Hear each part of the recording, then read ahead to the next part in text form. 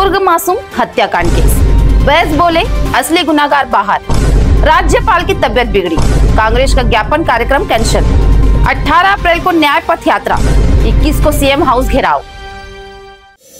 नमस्कार, जय जोहार, जय छत्तीसगढ़। मैं आंचल और आप देख रहे हैं एमकेएस स्टूडियो सीजी।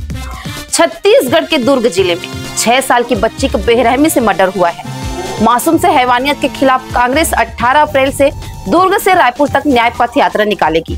साथ ही 21 अप्रैल को रायपुर में मुख्यमंत्री निवास का घेराव करेगी। निष्पक्ष जांच के लिए सीबीआई को जांच सौंपी जाए। हालांकि 13 अप्रैल को नेता प्रतिपक्ष चरणदास महंत के नेतृत्व में कांग्रेस का प्रतिनिधि मंडल राजभवन जाकर राज्यपाल से मुलाकात करने वाला था, लेकिन राज्यपाल रमेन टेका की तबीयत खराब होने से कार्यक्रम रद्द हो गया। मासूम से हैवानियत को लेकर कांग्रेस सीधे राज्यपाल से मिलकर न्याय मांगने वाली थी। इस केस पर कांग्रेस प्रदेश अध्यक्ष दीपक बैज ने कहा कि परिजनों का आरोप है असली मुजरिम घूम रहा है, चाचा को जबरन फंसाया गया है। वहीं कांग्रेस का आरोप है कि जांच में पुलिस की जिस तरह की भूमिका रही है उसमें पारदर्शिता नहीं दिखी। आइए जानते हैं क्या है पूरा मामला। दुर्ग जिले में 6 अप्रैल को कन्या भोजन के लिए 6 साल की बच्ची का मर्डर हुआ है। बच्ची पर सेक्सुअल असॉल्ट, प्राइवेट पार्ट को सिगरेट से दागने, इलेक्ट्रॉनिक शॉक देने जैसी गंभीर बात की सामने आई है। मर्डर के बाद बच्ची के लाश को कार की डिक्की में छिपाया गया। पुलिस ने इस केस में बच्ची के चाचा को आरोपी बनाया है। पुलिस का कहना है कि 5 लोगों को संदेह के आधार पर पूछताछ के लिए पकड़ा गया था। पोस्टमार्टम रिपोर्ट समेत कई जांच में पाया गया कि बच्ची के सगे चाचा ही ने वारदात को अंजाम दिया है। सुनिए बच्ची के पिता ने क्या कहा। मैं मान नहीं सकता, मेरा भाई ये कर सकता है। शुरू से बचपन से लेकर हर चीज उसके लिए की है। उसका व्यवहार भी हमेशा बढ़िया रहा है। मैं चाहता हूँ जो भी हो आरोपी, न्याय मिलना चाहिए। पुलिस पर उठे सवाल, गुनाहगार कौन?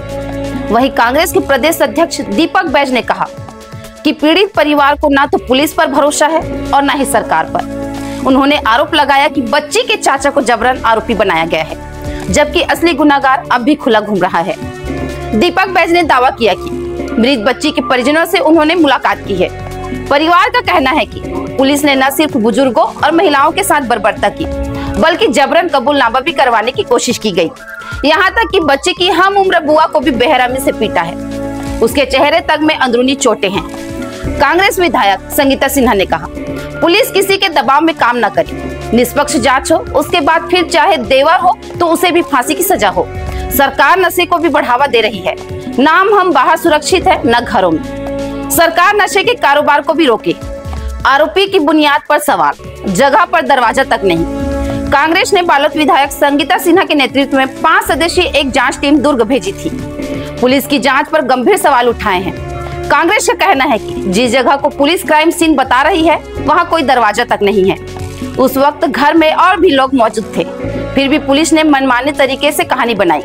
अब पूरे परिवार को ही टारगेट किया जा रहा है। लोगों का गुस्सा और बढ़ती आगजनी की घटनाएं। कांग्रेस ने कहा कि प्रदेश भर में जनता का आक्रोश फूटा है। दुर्ग में आरोपी के घर में आगजनी हुई, वहीं बलौदा बाजार में कलेक्टर और एसपी दफ्तर का फूंक दिए गए। ये कानून व्यवस्था की नाकामी है। कांग्रेस ने कहा कि सूरजपुर, बलरामपुर, लोहारीडीह और अब दुर्ग, हर जगह जनता सड़कों पर है क्योंकि भरोसा टूट चुका है। सीबीआई जांच और गृह मंत्री के इस्तीफे की मांग। कांग्रेस ने मामले की जांच सीबीआई से करवाने की मांग दोहराई है। साथ ही पार्टी ने कहा दुर्ग के एसपी और संबंधित थाना प्रभारी को तत्काल हटाया जाए। कांग्रेस ने गृह मंत्री से नैतिक जिम्मेदारी लेते हुए इस्तीफे की मांग की है और कहा कि अगर वे इस्तीफा नहीं देते तो मुख्यमंत्री को उन्हें बर्खास्त करना चाहिए।